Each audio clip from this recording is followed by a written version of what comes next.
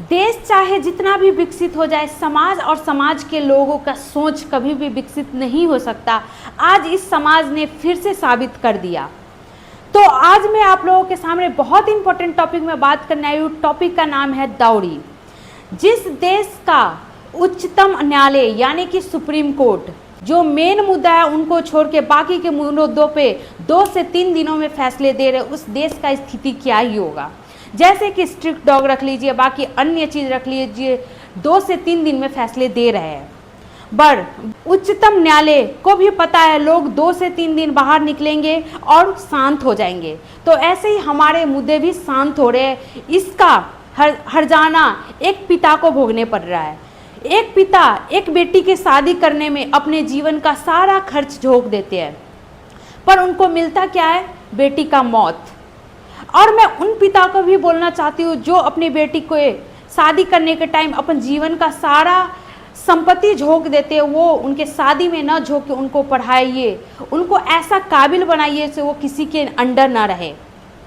क्योंकि कुछ समाज के लोग और समाज सोच के कारण भी बेटियां मर रही है। क्योंकि हमारे समाज में बेटियां को ये बोल के विदा किया जाता है कि बेटी तू आज उसके घर जा रही है तो यहाँ से तेरा विदा हो रहा है तो वहाँ से तेरा अंतिम ही यात्रा आना चाहिए, वरना तू मत आना।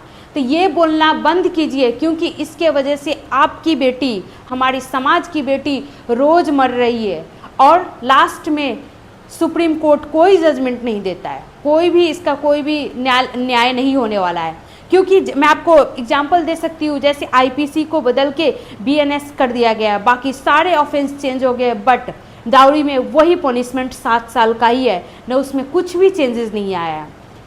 आज हमारे देश के न्यायालय और लॉ स्ट्रिक्ट बना हुआ होता तो लोग एक बेटी को जलाने से पहले 1000 बार सोच के वो कदम उठाए होते। क्योंकि उनको भी पता है आज किसी को मार दिया तो उससे कुछ नहीं होने वाला, 7 साल का सजा और निकल जाएंगे बाहर, इससे उनको कुछ होने ही वाला नहीं है।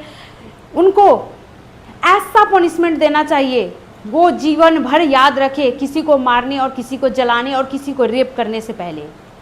तो हमारे देश का कानून ही ऐसा है। तो इसमें हमें, आपको और इस समाज को आवाज़ उठाना चाहिए, ना कि रील के लिए 2 दिन बोलना है और 2 दिन के बाद रील बन गया तो शांत होना है। तो पिछले 2 से 3 महीने पहले राजा रस्तोगी और मुस्कान जैसे काफ़ी केस आए थे, जिसमें सारे मर्द लोगों ने आवाज़ उठाया था कि सारे महिला जाति ही वैसे होते हैं। तो आज मैं उस मर्द लोगों से पूछना चाहती हूँ कि हजारों तादाद में रोज़ बेटियाँ आग में झुलक रही है और रोज़ मारी जाती है दहेज के लिए, तो आपका आवाज़ कहाँ गया? इस मुद्दे पर आवाज़ उठाइए, क्योंकि हम और आप एक है। आप आवाज़ उठाइएगा तो इस पे सरकार पे प्रेशर बनेगा, वो कोई इस रेप में, दाऊड़ी में कोई स्ट्रिक्ट एक्शन ले सके, न कि महिला जाति पुरुष जाति है, कोई फेमिनिज्म नहीं चल रहा है।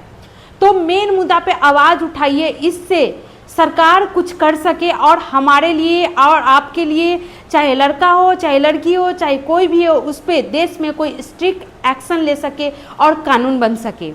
तो ऐसे इन्फॉर्मेटिव वीडियो देखने के लिए मेरे YouTube चैनल को सब्सक्राइब कर ले और मैंने बायो में अपना इंस्टाग्राम पेज का लिंक दे रखा है, उसको जाके फॉलो कर ले। और किस टॉपिक में आप देखना चाहते हो मेरे कमेंट सेक्शन में जाके कमेंट कर सकते हैं। और मेरे इस वीडियो से किसी का दिल दुखा हो तो उसके लिए पहले ही मैं दिल से सॉरी बोल देना चाहती हूँ, क्योंकि किसी का दिल दुखाने का ये मेरा टॉपिक नहीं है। जो मेन मुद्दा है उस मेन मुद्दे पर मैं आज बात करने आई थी। तो बने रहिए ऐसे ही मेरे चैनल पे और मुझे मोटिवेट करते रहिए, मैं ऐसे वीडियो बनाती रहूँ। धन्यवाद।